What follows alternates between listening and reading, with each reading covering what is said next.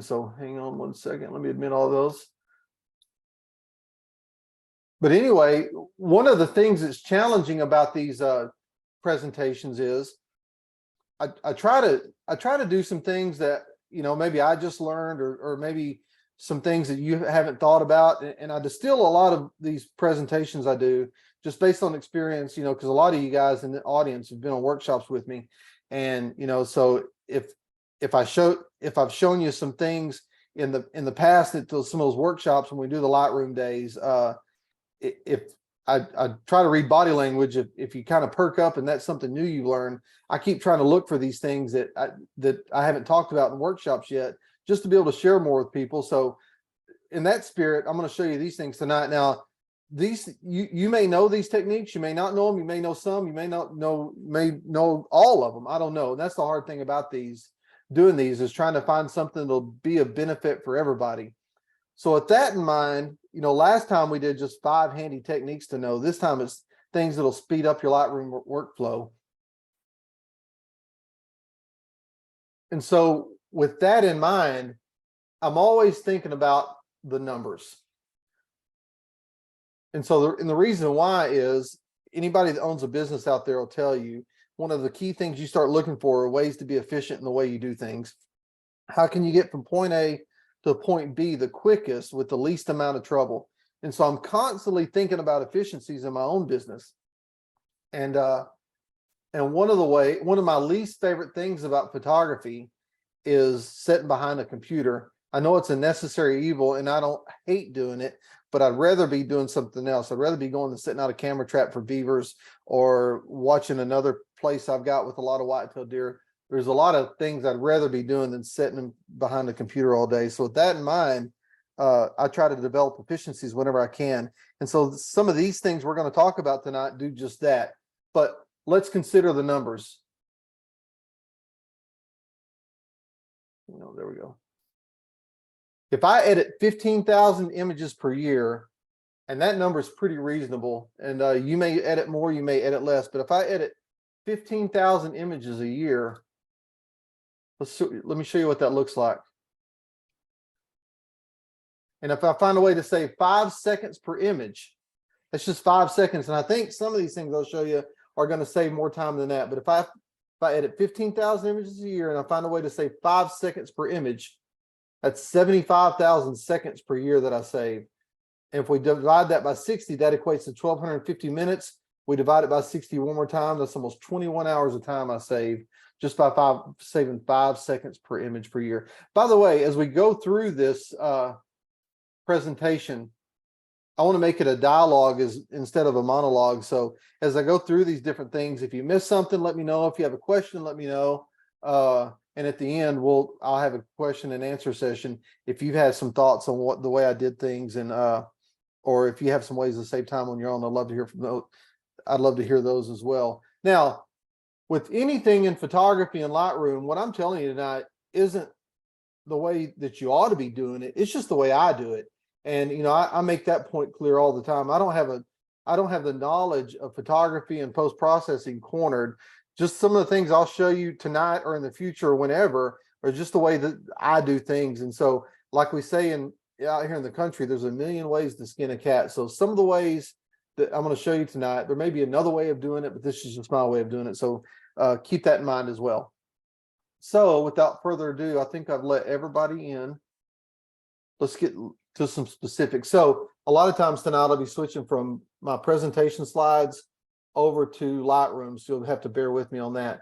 Number one, adjust specific colors using the color picking tool. When Lightroom came out with this a few years ago, let me switch screens. When Lightroom came out with this a few years ago, it was really a time saver for me, because before you'd have to pick little spots to be able to adjust the colors, or you'd have to include mask. But now, oops, let me go back for 1 second. I skipped a slide.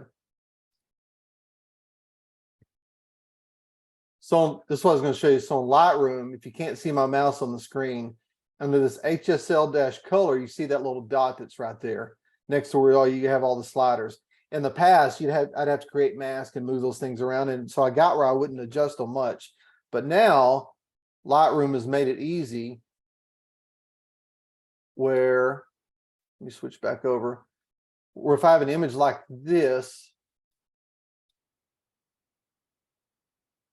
I can go to my develop module, and then down in this HSL color, I can pick that little dot, and what it'll do is give me a color picker. But before I do that, I'm looking at this picture and I think maybe those greens need to be enhanced. So with that color picker, you can select that dot, you can click a color, and then when you roll your mouse up or down, you can see that. I'm gonna go to extremes. It only changes that one particular color that you just selected. So let me get out of that and I'll go broader. I'll show you again. So I'm going to select where I just did. Oops. Let me take my green out of it. So I'm going to select that color again using that little color picker. And then when I roll my mouse up, you can see how it's just changing the colors of the leaves. I can add green to it or take all the green out or somewhere in between. Now I'm showing you the extremes right now just so you can see them illustrated on your screen a little better. But that color picker right there, if you just need to adjust the colors, especially in fall colors, and make like a color red or color orange pop a little more, that's just a super, super fast way of doing it. And it just takes no time at all. All I'm going to do is click on the red, for example, make my reds pop a little bit more. I'm done. And that saved me probably 10 seconds per image of doing that. And so it's a really, really quick way of just selecting individual colors in a picture and changing that. So again, I like using on fall color pictures, but it'll work on just about any of them. So that's number one. I gave you my demonstration already. Here's another good one too. Last month, we talked about the inverted gradient filters and how I like to use them and add a little bit of color to them and do some other little tricks on landscape shots. But and this is a picture. This is Schwabacher's Landing in Grand Teton National Park. Some of you that are on this Zoom meeting tonight, I've taken you to this spot before. And but the thing I like about doing inverted filters are, let me go back. By the way, if I forget to switch a screen every now and then, because I'm switching back and forth, someone chime in and let me know. So let me go back to my library module. I'm going to pick this one. So this is down. So the last picture I showed you at the beaver pond at Schwabacher's Landing, this is another beaver pond. And usually on the workshops, when we go there, we go to both places. So this is an evening shot I did. And so as typically what I'll do on a shot like this, and I make no bones about it, I love hitting the auto button just to see what Lightroom can do, because Lightroom's getting better and better at getting the pictures pretty close to right, but at least it's a starting spot. So let me undo that and I'll do it again. So if I hit auto, it gives me a little detail to the mountains. Now, like I mentioned last month, I like using these linear gradient filters that we have in the filter menu. And so it's like those graduated neutral density filters that we once used. Now, this technique I'm showing you tonight works especially good when you've got reflection shots like this, because if you change the sky, you need to change the reflection of the water to make it match. And so you can go ahead and add another gradient filter at the bottom. But what I like to do is I like to duplicate the layer. And all I'm doing is right clicking on that little black button that you see there. And then I'm going to invert that layer that I just created. Now, here's where it saves time.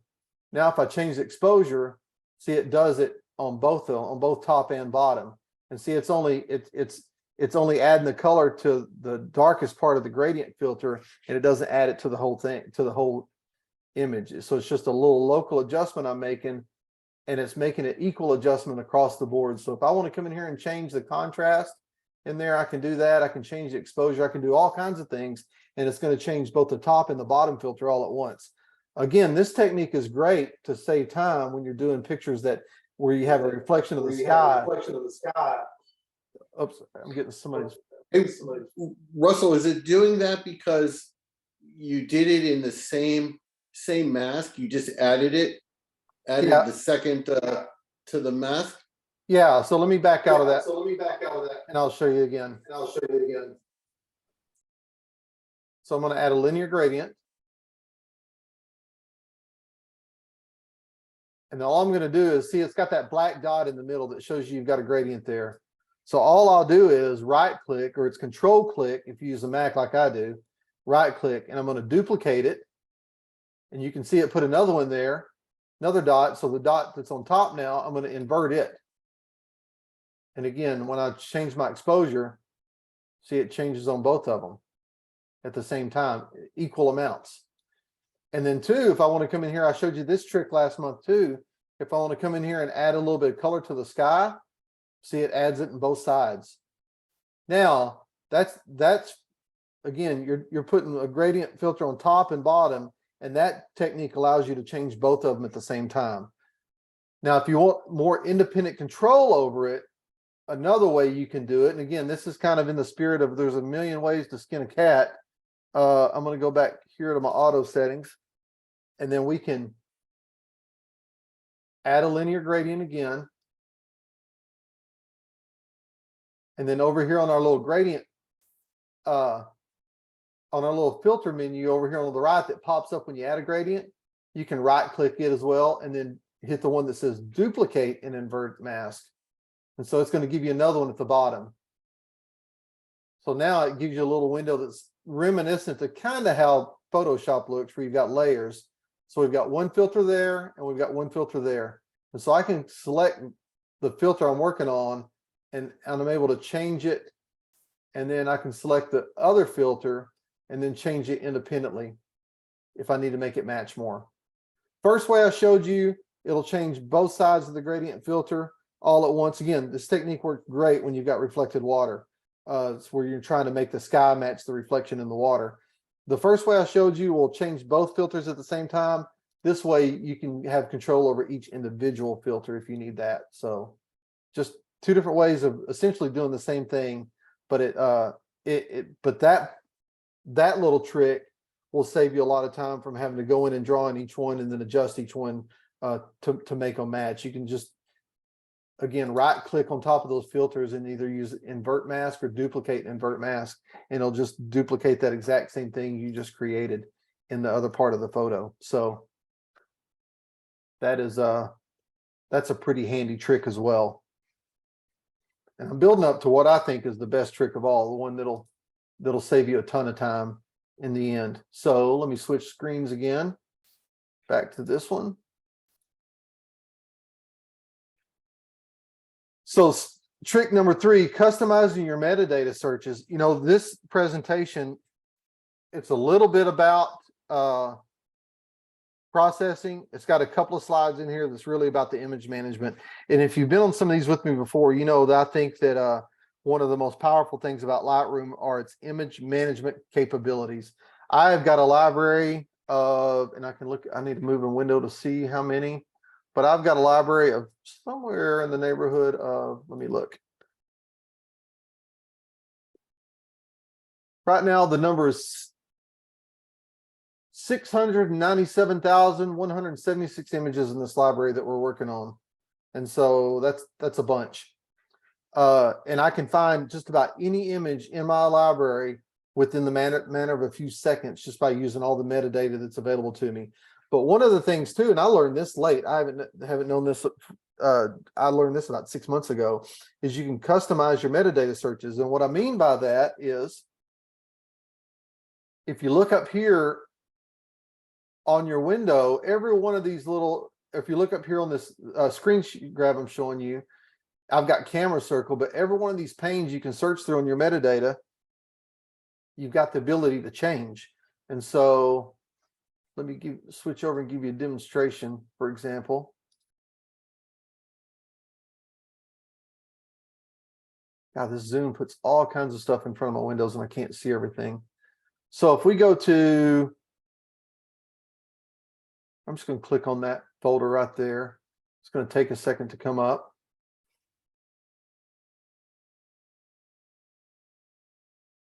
But you got to be in the you got to be in this view to be able to see this. But if you click on the metadata tab up here at the top, and you can see I can look for pictures by date, by camera, by lens, and by labels. I've got like color labels, for example. But each one of these things you can click on, like if I decide, well, I don't want to look for the date, I'm gonna look for something else. I can change, I can say, I'm gonna look for aperture. And so give it a second to think about it. And so I'm gonna say, show me all of my pictures that were shot at f64. I don't even know what camera that was with, probably like a GoPro or something. Oh no, that was an Eclipse a few years ago. So see, or show me all my pictures. Show me all my pictures I shot at f16, for example, and takes a second to repopulate all this. And show me the ones I shot with my Canon 10D a long time ago at f16. And then ones I might have used my 20 to 35 millimeter lens. And so those are some old pictures I took a long time ago of some of my students back when I was teaching. And so the point is, it saves you a lot of time on just searching for pictures when you start using these different fields that you can, from which to choose on, you know, how you search. You can do aspect ratio. I can say, show me, got to change, give it a second. But I can say, show me all my horizontal picture or all my vertical pictures I took with my 500 millimeter lens on this particular year. And so as you start looking for pictures and you remember tidbits, you can start using these different fields of the metadata to be able to search through that. And I think this is invaluable. Now, typically when I search, I use date, camera, lens, and label will get me a long way. But when you start having to really start kind of finding that needle in a haystack, all of these things are available to you. All this metadata is available to you. Now, with that said, let me show you this too. This is not in this presentation, but I'll go ahead and show you anyway. When you click on a picture, and you're in the library module, if you'll look over here on the right, it'll give you all the metadata of your picture, your capture time and date, and then the file name you have and the dimensions of it and all that stuff. Well, all of these fields are customizable too. If you look at this button below, it says customize, and then look at all this information that you can choose to be able to see about every picture you've ever made. Now, when I first started taking digital pictures, this was the one thing for me I knew would be a game changer, not because all this metadata is built into every picture you take. You don't have to do anything different. And so I knew it would be a game changer from a learning standpoint, because if I saw a picture with a technique that I nailed, like a night sky shot, for example, it's easy for me to go back in here and look at all the metadata and see how I did it and understanding what that recipe is. It's like cooking lasagna. Go do the same recipe again, you're going to get similar results. And so when I started teaching myself different techniques, and when I still teach myself various techniques, that's exactly how I learn, is by looking at that metadata. And so the powerful thing with Lightroom is you can customize it and it'll show you whatever you want it to show you on the side. So you don't have to just take what it gives you automatically. So I've got mine customized to the things I like to see the most, like exposure program and ISO and exposure and ISO combo, all those things it'll show you. But again, the time saver on this third tip is going back to this metadata menu and just being able to manipulate the various fields that you can search through, and it ends up saving me a lot of time. So, you know, in the beginning, I said if we can save 5 seconds per image, that may be an average per image, but on some of these, like looking for pictures, you're saving yourself, you know, 2 or 3 minutes, 5 minutes, 10 minutes of time looking for pictures by just searching through and using these metadatas and being able to customize different combinations of them. And that's the key thing. When you look, when I look at date, it's showing me not only date, but I can also go down in a hierarchical manner and then choose these other fields to help narrow down that and make that, you know, still looking for needle in a haystack, I always say, but you're making that haystack smaller and smaller and smaller each time where then it makes it pretty manageable for me to go find one image out of 700,000. So that to me, that's a real valuable tip and a real time saving tip. Does anybody have any questions so far about any of it? Do you keyword it all by hand? There's some tools that are for sale that use AI to try to figure out, do image recognition. Do you use any of those tools or keyword collections, or do you just do it all by hand? Well, I talked about this in the last webinar, Michael, and I'll send you that link. Okay. But I'll show you real quick on this too, when we get back to Lightroom. The AI stuff that I see available now, I've tried it and it's going to get better over time. But right now, I think it makes more, it hurts more than it helps me Okay. because it makes so many mistakes. If it leads you astray, it's not helpful. Yeah. Yeah, I use a plugin to Lightroom called My Keyworder for Lightroom, and Oh, I've heard of that one. Okay. Yep. it's pretty handy. So I'll show you that in a minute when we get back over in the Lightroom. Yeah, or I can just check the link. It's either Yeah, yeah. My Keyworder for Lightroom is the way to is what it's called, and it's just a plugin. And where it's valuable and a time saver for me is like on this armadillo picture. If I've keyworded 1,000 images and my brain's tired and I'm trying to think of all the keywords I ought to put on that, I might just put armadillo. Well, I know that's not enough the way people search my images or the way I'll search for images. Right.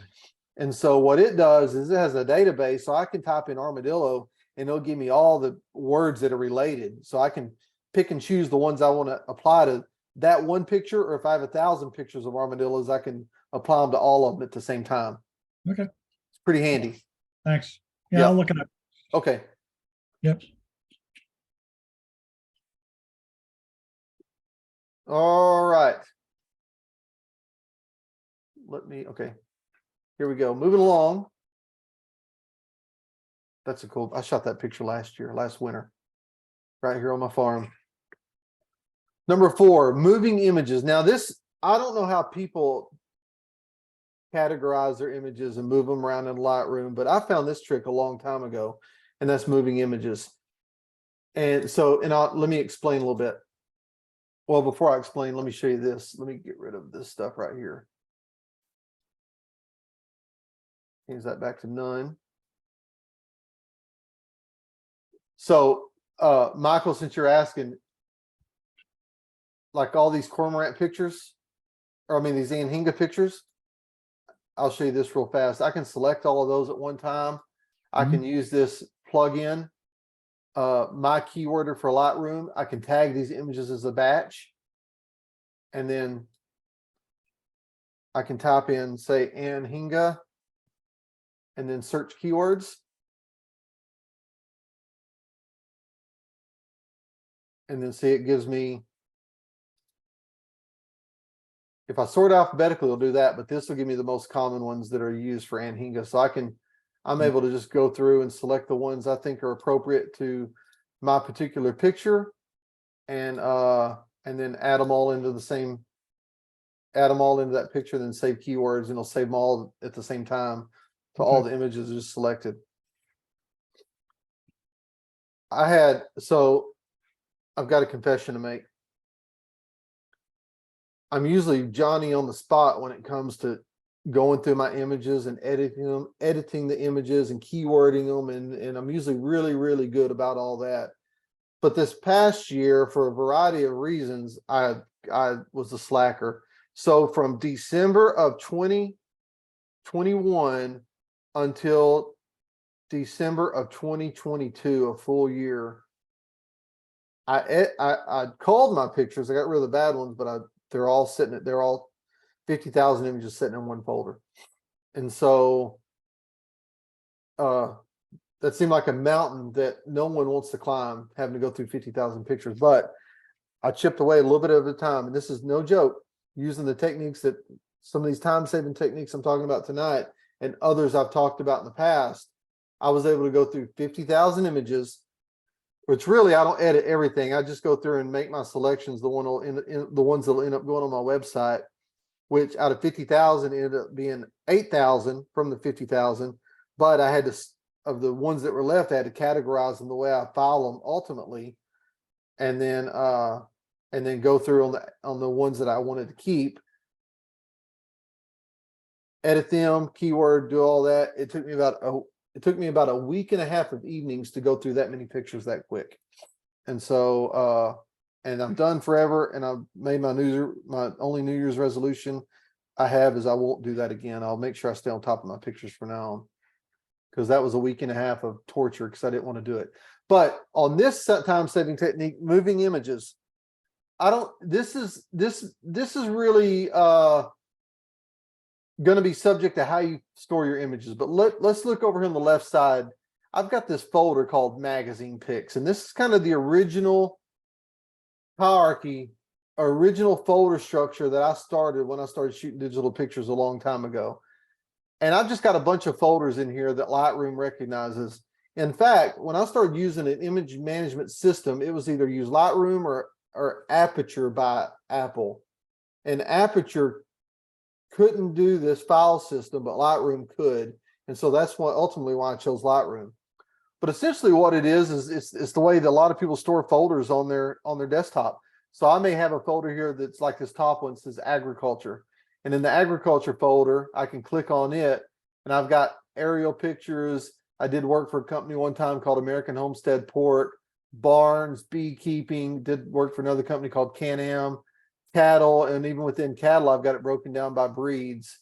And so whenever I'm editing my images, this is the reason I categorize them this way. And I know I don't have to, but the reason why I categorize them this way is it helps me. Again, the concept of a needle in a haystack. If I'm looking for one particular picture of an Angus bull, instead of having to go through 70,000 pictures and try to find one by sight, because I may or may not have them all keyworded, I can just go in this Angus folder right here. There's only 1,519 pictures in this folder, and I can speed up the time it takes me to look for that picture. So whenever I've done my edits and I get ready to move pictures over into these folders, and again, this is all dependent if you save your pictures like I do in folders, if you put them to their final homes in folders.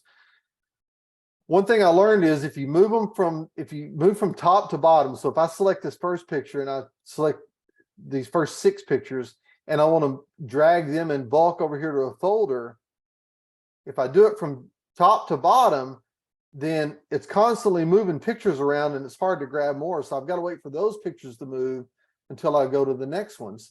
Well, to save time, I figured out one time that by accident, instead of starting from the top on moving images, if I start from the bottom. So in other words, go from 39 and say I'm moving these 6 or 7 pictures. If I start moving them there, then the next picture behind it doesn't move relative to it because it's only going to move them from the top. So once those are being moved by Lightroom, I can come back and move the next bunch. And so I'm not having to wait on one batch to move until I move the next batch. And I hope that makes sense. So if you start from the top, let me try to find it. If I wasn't keeping my New Year's resolution and didn't have all my pictures filed, I could show you this. Well, let me just do it this way. So if I go into, I'm just going to do this real fast because I can find them later. Well, let me do this. I'm going to make a folder, create folder inside cattle, ANG. So in other words, if I'm going to move from this Angus folder to this ANG folder, if I start with these and I move these first over to that folder, you're going to start seeing these moving and you can't see them moving. Now it's moving over to the hard drive. And so it's hard you'll lose your place over time if you're having to move a bunch of images. But see, all of a sudden my selections went away. Or no, there they are. So I lost my place. But if you start from the bottom and go up, so I'm going to select those and I'm going to move those in that folder. Then they just kind of move at the bottom and that you don't lose your place again. So then you can just keep on moving as long as you need to. You're not having to wait for one group to move as opposed, you're not having to wait for one group to finish before you start moving the next group. And again, that's all subject on if you file your pictures the same way I file my pictures. And if you do, that tip right there will save you a ton of time, because then you can just start moving pictures in small groups and in batches over time, especially if you take pictures like me. Like, for example, when I go to Yellowstone next week, I may shoot 4,000 pictures of 20 different subjects, but they're not all linear, it's because I'm looking at them in chronological time on my screen. There may be buffalo, and you may have some coyotes, and it may have some geysers. And so you've got all these different subjects. And so I can just continue to move subject at a time if I move from the bottom to the top instead of having to wait on each one to move. So before I go on to the next one, let me move these guys back to where they were. All right. Hope that makes sense, because that's a good one too. Now, pictures shot in the Smokies. Steve Rubin was with me when we found this spot. It's nice elephant feet. This has been the big one for me, because I admitted at the first that I really like using auto I really like using auto as a starting point for all my pictures. But in the past, I'd have to go from picture, go up to the top, hit auto, look at it, make the changes, go to the next one, hit auto, do that continual movement every time, hitting auto on every picture. But I discovered that if you look on your develop module at the bottom next to sync, there's a little button right there. And if you slide that up to auto sync, let me show you what this does if you don't know already. So let me go back to my quick collection I made. So I'm gonna I'm gonna select all these pictures right here. 36 pictures. Might as well be, could be 1,000 pictures, could be whatever. This is how I did 8,000 pictures so quick, because Lightroom, again, does a pretty good job of getting auto right. And if it doesn't get it right, it gives you a pretty good starting place to make a few adjustments from there. But just that repetitive motion of going and hitting auto every time over time, that's a lot of time you're spending. So I'm selecting all the pictures I'm going to develop right now, and then I'm going to go into my develop module. And if you notice here at the bottom right hand corner, you can hit that little button. That's on sync. That's the default way that I think that Lightroom has it. But if you hit that auto sync, then when you go up here and hit auto, it just flashed it up there really quick. I don't know if you saw it because it does it quick, but it says auto updated for 36 pictures. So now if you look, it doesn't apply the same settings to every picture, because now if you look, as I scroll through these shots,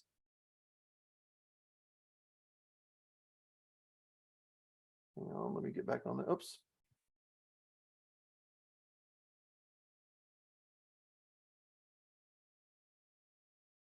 Okay, now if I scroll through these shots, if you look over here on the right, over at the exposure and the contrast and all those sliders, you'll see that each one changes a little bit.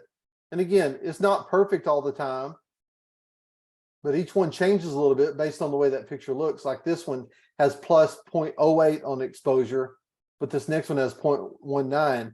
So it's not just applying a +1 to every picture, it's adjusting each picture accordingly. But instead of having to go again, do that repetitive motion, hit auto every single time, which, if you're doing 15, 20,000 images, that adds up over time. You hit it one time, it automatically adjusts all your pictures in bulk. And then all I've got to go through is go through these pictures and then make my decision, like that one right there. It's a little overexposed, so I'm just going to adjust it a little bit. And so then instead of sliding my mouse around, I can keep it near my exposure slider, and I can make those adjustments really, really, really quick. And of all the things that, and I just discovered this not too long ago, just playing around with it, wondering, hey, what does this button do? And then I kind of did some reverse engineering and figured out that's what it does. And and when I was going through all those pictures, like I said earlier, when I was going through all those pictures I had to edit, it really sped the amount of time up that I was editing. Again, I don't hate editing. I know it's a necessary process to being a photographer, but at the same time, if I can figure out a way to save time through the process, I mean, that's just more things I can do for myself. So, but that's a big one right there. Let me switch back.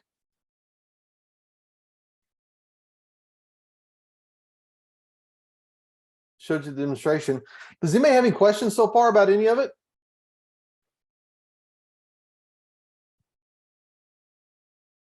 See here. Yeah, Russell, you showed all those pictures. Have you gone through and eliminated and purged out what you didn't want on those, or are you just doing all of them? On the automatic, on the auto sync? Yeah, on that, use that sync, and Yeah, have you that, already used like Photo Mechanic and eliminated a whole bunch of pictures? And I'll keep all these now. You process them, or is that yeah, that's the yeah, order you do it in? yeah, that's correct. So the first pass I make on the pictures is just get rid of all the ones that I know are irredeemable. One piece of advice I try to give everybody is don't fall in love with something that won't love you back. And a bad picture will never love you back. And so the first thing I do is get rid of all the bad ones and delete them and be done with them forever and not be reminded of my mistakes that I still continue to make, even though I've shot millions of pictures in my life. And so I get rid of them first, and that's a good point because we brought that up last month. I use Photo Mechanic just to do my quick first pass edit, just to get rid of all the bad ones. And then once I'm finished with the bad ones, that auto sync is what I'll use to automatically adjust all the pictures that are the keepers that I want to do something with. Does that make sense? Yes, yeah. Any other questions from anybody?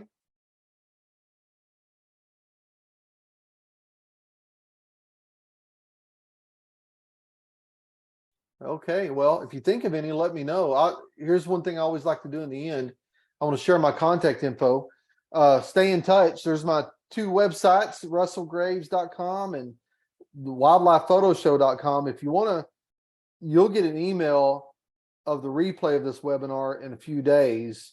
But if you want to look at any of the past webinars or any other videos I've done kind of behind the scenes from in the field, go to wildlifephotoshow.com and you can check all that out. Essentially, that website links to my YouTube channel. So if you want to subscribe to the YouTube channel as well, you'll get updates on that. Hang on before I go any further. I got to chat.